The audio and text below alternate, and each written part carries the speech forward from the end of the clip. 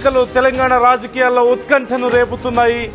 అభ్యర్థిని దాదాపుగా BRS final చేసినట్లుగా తెలుస్తోంది. మాగంటి గోపీనాథ్ భార్య సునీత వైపు ప్రధానంగా బీఆర్ఎస్ మొగ్గు చూపుతున్నట్లుగా సమాచారం అందుతోంది.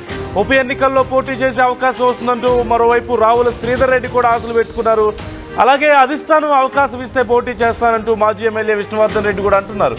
ఈ నేపథ్యంలో రేపు జూబ్లీ హిల్స్ అన్ని డివిజన్లలో కూడా మాగంటి గోపీనాథ్ సంతాప సభలు నిర్వహించబోతున్నట్లుగా తెలుస్తుంది.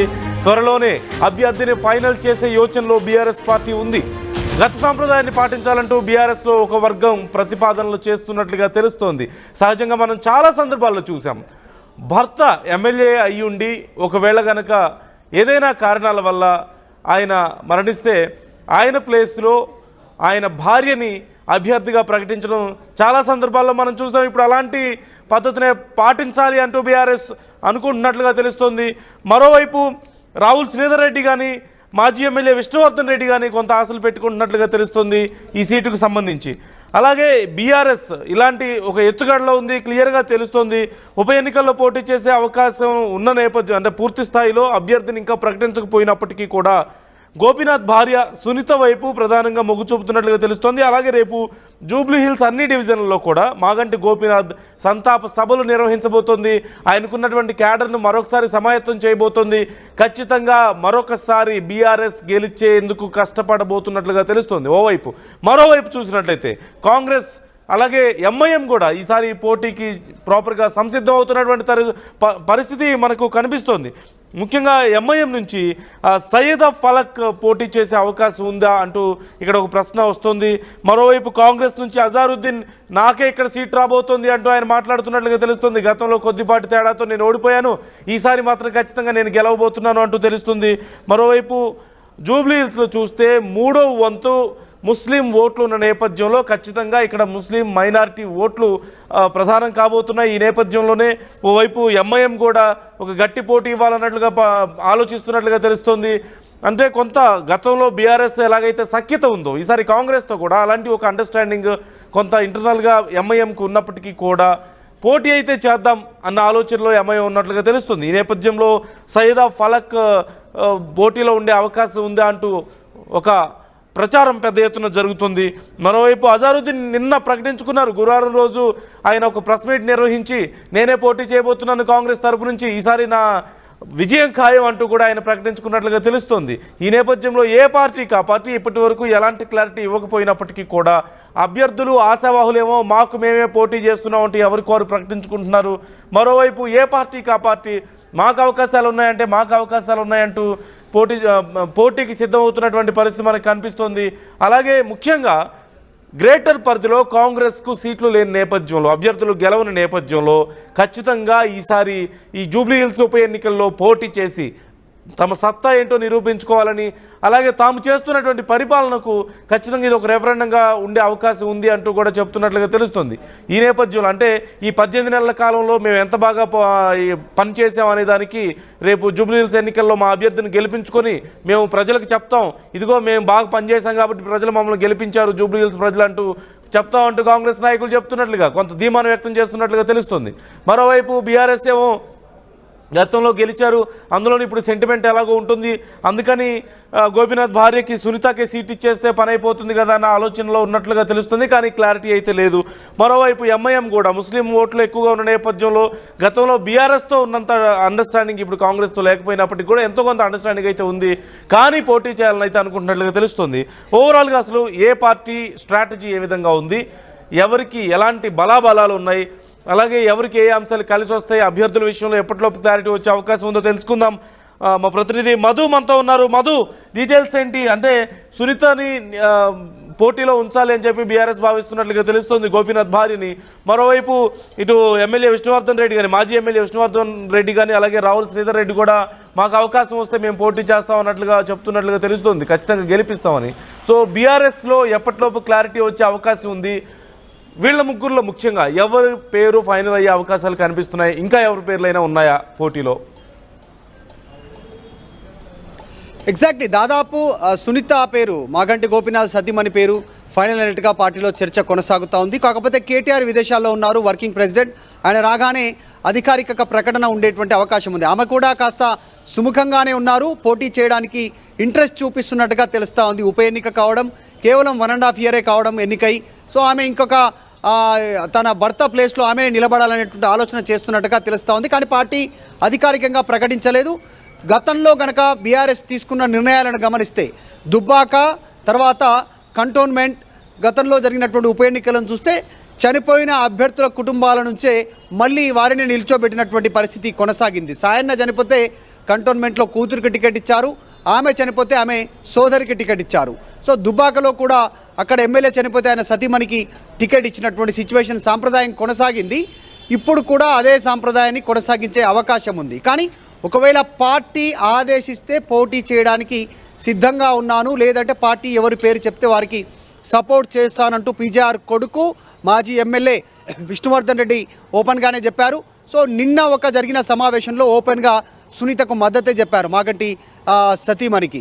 సో దాంతోపాటు రావుల శ్రీధర్ రెడ్డి కూడా ఆయన తెరపైకి వచ్చే ప్రయత్నం చేశారు. లాస్ట్ ఎన్నికల్లో అధిష్టానం టికెట్ ఇవ్వకుండా సిట్టింగ్ ఎమ్మెల్యే కింద మాగంటికే టికెట్ కేటాయించడంతో నిరాశ చెందారు. ఇప్పుడు ఒకవేళ అధిష్టానం ఓకే అంటే పోటీ చేయడానికి సిద్ధంగా ఉన్నానంటూ స్టేట్మెంట్ చేస్తూ ఉన్నారు ఆయన. కానీ దాదాపు అధిష్టానం సునీతకే ఇచ్చేటువంటి అవకాశం ఉంది. ఇక మూడో వ్యక్తి, ఈ ముగ్గురు మినహాయించి ఇంకో వేరే వ్యక్తి ఎవరి పేరు తెరపైకి లేదు ప్రస్తుతానికి. చూడాలి ఇంకా ఫ్యూచర్లో ఈ అంశానికి సంబంధించినటువంటి విషయంలో ఉప ఎన్నికలో అటు అధికార పార్టీ కాంగ్రెస్, అటు మరొక పార్టీ జాతీయ పార్టీ బీజేపీ, అక్కడి నుంచి కూడా భారీ ఎత్తున పోటీగా అభ్యర్థులు ఉండే సిచ్యువేషన్ కనిపిస్తూ ఉంది. అజారుద్దీన్, నవీన్ యాదవ్, తర్వాత కుసుమ కుమార్, విక్రమ్ గౌడ్, ఇలా కొద్దిమంది పేర్లు వినిపిస్తూ ఉన్నటువంటి పరిస్థితి. బొంతు రామ్మోహన్, ఆ పేర్లు వినిపిస్తూ ఉన్నాయి. అందులో ఎవరిదో ఒకరి పేరు ఫైనల్ అయ్యే అవకాశం ఉంది. ఇటు బీజేపీ నుంచి లంకల దీపక్ రెడ్డి, కీర్తిరెడ్డి, జూటూరు, వీళ్ళ పేర్లు వినిపిస్తూ ఉన్నాయి. ఎవరిని వాళ్ళు ఆ పార్టీలు నిర్ణయిస్తారో వాళ్ళ పార్టీలు నిర్ణయిస్తాయి బలాబలాన్ని. కానీ క్షేత్రస్థాయిలో ఇప్పటికే మాగంటి గోపీనాథ్ చనిపోయిన తర్వాత సంతాప సభ ఏర్పాటు చేశారు పార్టీ తరఫు నుంచి. అది ముగిసిన తర్వాత డివిజన్ల వారీగా, వార్డుల వారీగా, ఆయా ఫంక్షన్ హాల్స్లో పెద్ద ఎత్తున కార్యక్రమాలు చేస్తూ ఉన్నారు, సంతాప కార్యక్రమాలు. అక్కడే అందరికీ డిన్నర్ ఏర్పాటు చేస్తూ ఉన్నారు వచ్చినటువంటి వారికి. సో మాగంటి చేసినటువంటి పనులను 3 సంవత్సరాలు 3 టర్మ్స్ ఎమ్మెల్యేగా ఉన్నటువంటి సమయంలో 3 సార్లు ఆయన ఏం చేశారు అనేటువంటి అంశాలను వివరించనున్నట్టుగా తెలుస్తూ ఉంది. ఈ అంశంలో ముఖ్యంగా క్యాస్ట్ ఈక్వేషన్ ఒకటి పనిచేసే అవకాశం ఉంది. మైనారిటీ, సెటిలర్స్, ఇవంతా కూడా కాస్త ప్లస్ అయ్యే అవకాశం ఉంటుంది. ఆయా పార్టీలో ఎవరు వారిని ఓన్ చేసుకుంటారు అనేటువంటిది.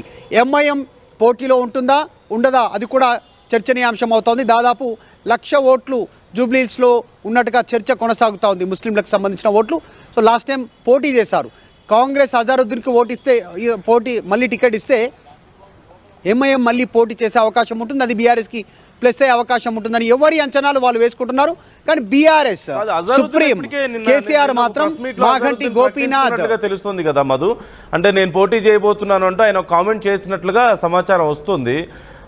అజారుద్దీన్కి అసలు స్కోప్ ఎంతవరకు ఉంది? లాస్ట్ టైం పోటీ చేశారు, సెకండ్ ప్లేస్లో వచ్చారు అజారుద్దీన్. కాబట్టి మళ్ళీ నాకే అవకాశం ఇవ్వాలి అనేటువంటి ఒక చర్చ చేస్తూ ఉన్నారు.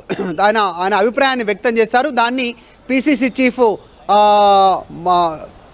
చీఫ్ మహేష్ కుమార్ గౌర్ ఖండించారు. ఎవరు మీకు పోటీ చేయాలని ఆసక్తి ఉండొచ్చు కానీ బయట ప్రకటన చేసుకోవద్దు, అధిష్టానం నిర్ణయిస్తుంది.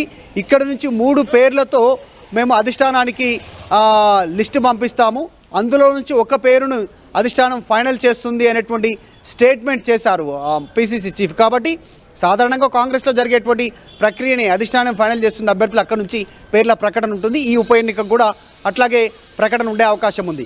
గతంలో కొంచెం బ్యాక్ వెళ్తే అధికార పార్టీలకు ఒక్కొక్కసారి ప్లస్ అయ్యాయి, ఒక్కొక్కసారి మైనస్ అయినటువంటి పరిస్థితి ఉప ఎన్నికలు. సో ఈసారి మొన్న కాంగ్రెస్కి అధికార పార్టీకి ప్లస్ అయింది కంటోన్మెంట్ ఉప ఎన్నిక. మరి ఇది ప్లస్ అవుతుందా మైనస్ అవుతుందా? ఎందుకంటే ఈ 1.5 ఇయర్ పాలనను ప్రజలు బేరీజ్ వేసుకొని ఓటేసే సిచ్యువేషన్ ఉంటుంది. గతంలో కూడా 10 ఏళ్ళు అధికారంలో ఉన్నటువంటి బీఆర్ఎస్కు కొన్ని ప్లస్ అయ్యాయి, కొన్ని మైనస్ అయ్యాయి. షాక్ ఇచ్చిన సందర్భాలు కూడా ఉన్నాయి. దుబ్బాక, హుజురాబాద్ షాక్ ఇచ్చినటువంటి సందర్భాలు మనం చూసాం. సో ఈ ఎన్నిక, జూబ్లీహిల్స్ ఉప ఎన్నిక అత్యంత కీలకంగా భావిస్తూ ఉన్నాయి అన్ని రాజకీయ పార్టీలు. ఎమ్మెల్సీలు గెలిచి వరుసగా బీజేపీ కాస్త మళ్ళీ ఈ ఉప ఎన్నికతో కాస్త తెరపైకి రావాలనే ఆలోచన బీజేపీ చేస్తూ ఉంటే మా సిట్టింగ్ సీటే మేము కాపాడుకుంటాం అనేటువంటిది బీఆర్ఎస్ ధీమా వ్యక్తం చేస్తుంటే కంటోన్మెంట్ లాగే దీన్ని కూడా చేజిక్కించుకుందాం అనేటువంటిది కాంగ్రెస్ పార్టీ ఆలోచన చేస్తూ ఉంది. సో ఈ ఎన్నికతో రేపు ఫ్యూచర్లో స్థానిక సంస్థల కంటే ముందుగా ఈ చర్చ జరుగుతుంది కాబట్టి స్థానిక సంస్థల ఎన్నికల తర్వాత మేబీ ఉప ఎన్నిక ఉండొచ్చు. వచ్చేటువంటి జిహెచ్ఎంసీ ఎన్నికల్లో కూడా ఈ ఉప ఎన్నిక ప్రభావం పడే అవకాశం ఉంటుంది. సో అన్ని పార్టీలు క్రియాశీలకంగా వ్యవహరిస్తూ ఉన్నాయి. బీఆర్ఎస్ అయితే ఆల్రెడీ ప్రచారాన్ని అనఫిషియల్గా స్టార్ట్ చేశాయి. సంతాప సభ కార్యక్రమంతో 2 రోజుల్లో కేటీఆర్ హైదరాబాద్ వస్తున్నారు. హైదరాబాద్ రాగానే అభ్యర్థి పేరు అధికారికంగా ఫైనల్ చేయనున్నట్టుగా తెలుస్తోంది బీఆర్ఎస్ తరఫు నుంచి. ఇప్పటికైతే 99% మాగంటి గోపీనాథ్ సతీమణి సునీత పేరే ఫైనల్ చేయడానికి దాదాపు నిర్ణయం తీసుకున్నట్టుగా తెలుస్తూ ఉంది. Right, thank you Madhu. మొత్తం మీద మాగంటి గోపీనాథ్ సతీమణి సునీతని ఫైనలైజ్ చేసే అవకాశం కనిపిస్తుంది బీఆర్ఎస్ నుంచి. మరోవైపు కాంగ్రెస్ నుంచి అజారుద్దీన్ తనకే సీట్ అంటూ ప్రకటించుకున్నట్లుగా తెలుస్తుంది. అయితే దీనికి సంబంధించి ఇంకా పూర్తి స్థాయిలో క్లారిటీ రావాల్సి ఉంది. మరోవైపు ఎంఐఎం ఇంకా పోటీ చేస్తుందా లేదా అని క్లారిటీ రాకపోయినప్పటికీ కూడా ఒకవేళ చేస్తే సయ్యదా ఫలక్ పోటీ చేస్తారా అనేటువంటి చర్చ కూడా పెద్ద ఎత్తున నడుస్తుంది. అంటే గతంలో మహమ్మద్ రషీద్ షేక్పేట్ కార్పొరేటర్ గత ఎన్నికల్లో పోటీ చేశారు. కాకపోతే నామమాత్రంగా పోటీ చేయించారు కాంగ్రెస్ ఓట్లు చేల్చడం కోసం అని చెప్పేసి అప్పుడు కొన్ని రకాల వాదనలు తెర మీదకి వచ్చాయి. ఈ నేపథ్యంలో ఈసారి సయ్యద్ ఫలక్ పోటీ చేసే అవకాశం ఉన్నట్లుగా తెలుస్తుంది. ఒకవేళ పోటీ చేద్దామని నిర్ణయించుకున్నట్లయితే ఇంకా దీనికి సంబంధించి క్లారిటీ రావాల్సి ఉంది. మొత్తం మీద ఏ పార్టీకి ఆ పార్టీ అభ్యర్థులను ఫైనల్ చేసే పనిలో ఉంది. మరోవైపు ఖచ్చితంగా మాగంటి గోపీనాథ్ సతీమణి సునీతను బీఆర్ఎస్ నిలబెట్టే అవకాశాలు కాస్త ఎక్కువగా కనిపిస్తున్నాయి.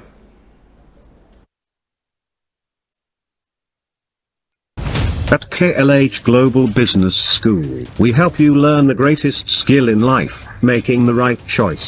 KLH Global Business School. తెలుగులో ఫాస్టెస్ట్ న్యూస్ యాప్ ఇప్పుడు కొత్త అవతారంలో 5 సెకండ్లోనే పూర్తి వార్తా సమాచారం మీ చేతుల్లోకి. సోషల్ మీడియా ట్రెండ్స్ మీ కళ్ళ ముందుకే live TV and voice search ఆప్షన్స్తో ఇప్పుడే డౌన్లోడ్ చేయండి. యాప్ లింక్ డిస్క్రిప్షన్లో ఉంది.